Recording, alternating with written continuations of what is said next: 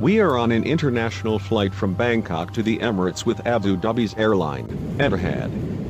We got served a snack in the economy class which was called sandwich, but it is actually something like a pizza roll. Let's open the wrapping.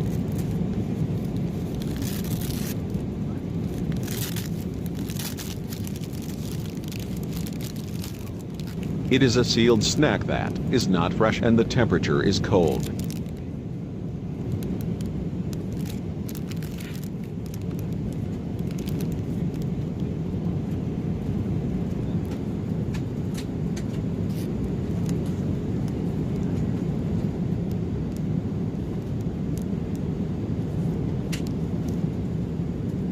The taste is weak and the pizza flavor is hard to tell.